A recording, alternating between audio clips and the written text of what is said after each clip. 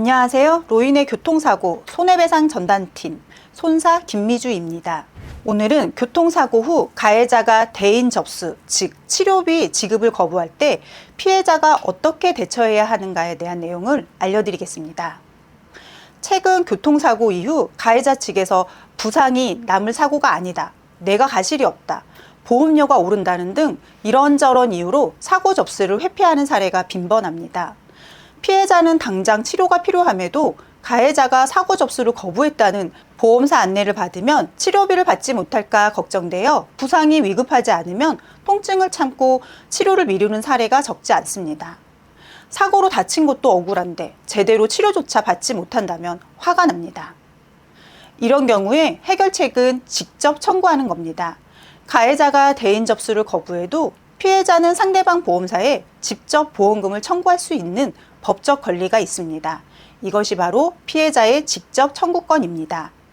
금융감독원은 가해자가 접수를 거부하더라도 피해자가 교통사고 사실 확인원과 진단서를 제출하면 보험사에 치료비를 직접 청구할 수 있다고 명확히 안내하고 있습니다. 대법원 판례 역시 가해자가 대인 접수를 거부하더라도 보험사는 피해자의 직접 청구를 거절할 수 없다고 확정적으로 인정하고 있습니다.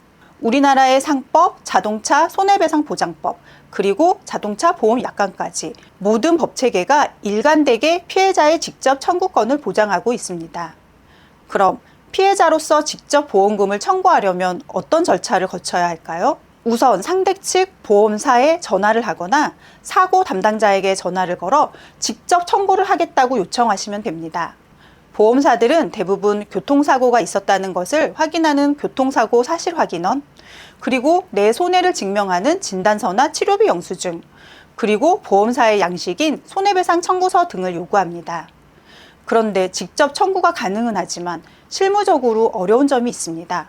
먼저 내 돈 안 내고 치료받는 지불 보증이 거절될 수 있다는 겁니다.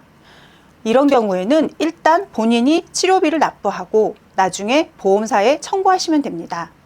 따라서 피해자는 일단 본인의 돈으로 치료비를 내야 하는 상황에 처할 수 있다는 겁니다. 다음으론 사고와 치료 사이에 인과관계를 부정하는 위험이 커진다는 겁니다. 보험사의 고객인 가해자가 사고가 피해자의 부상을 유발하지 않았다고 주장하고 있는 거라 보험사는 사고와 피해자의 치료가 실제로 연결되어 있는지를 일반의 사고에 비해 꼼꼼하게 검토합니다. 사고와 부상 사이에 관계가 없다거나 피해자가 본인의 기존 질병을 치료받은 것이라 확인된다면 이미 납부한 치료비를 받지 못하거나 지급받은 치료비는 환수당할 위험이 있습니다. 그런데 이 위험을 막기 위한 가장 중요한 행동은 바로 이겁니다. 사고 직후 즉시 병원에 가서 통증 부위를 정확하게 말하고 의무 기록에 상세히 남겨야 합니다. 치료를 미루면 나중에 사고와 무관한 치료로 치부되기 쉽기 때문입니다.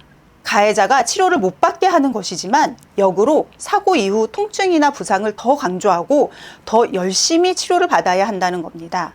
치료 후 바로바로 보험사에 청구한다면 치료비를 카드 결제하는 경우에는 카드 값이 인출되기 전에 치료비가 입금될 수 있습니다. 그런데 내가 치료비를 선지급해야 하는 상황이라 부상 정도가 심해서 치료비가 많이 든다면 경제적으로 어려움을 느낄 수 있습니다.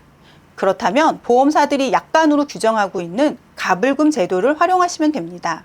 가불금은 치료비 전액 또는 손해액의 50% 한도 내에서 청구할 수 있고 보험사는 청구 후 10일 이내에 지급할 의무가 있습니다. 긴급하게 치료비를 확보할 때 유용한 수단입니다. 가해자의 보험 접수 거부는 절대 치료비 지급을 거부할 수 있는 사유가 아닙니다. 몸이 불편한 상황에서 가해자의 비협조적인 태도 때문에 위축되어 치료를 미루거나 제대로 된 보상을 받지 못하는 일은 없어야 합니다. 만약 교통사고 후 치료비 문제 등으로 혼자 해결하기 어렵다면 교통사고 전문가의 도움을 받는 것이 경제적으로 훨씬 유리할 수 있습니다. 오늘 알려드린 정보는 치료를 못 받게 할수록 더 빨리 병원 가고 사고로 인한 증상임을 명확히 의사선생님께 말하고 치료 잘 받아라. 꼭 기억하시고 불이익이 없이 정당한 권리를 찾으시길 바랍니다. 도움이 되셨다면 구독과 좋아요 부탁드립니다. 다음 시간에 또 유익한 정보로 찾아뵙겠습니다. 감사합니다.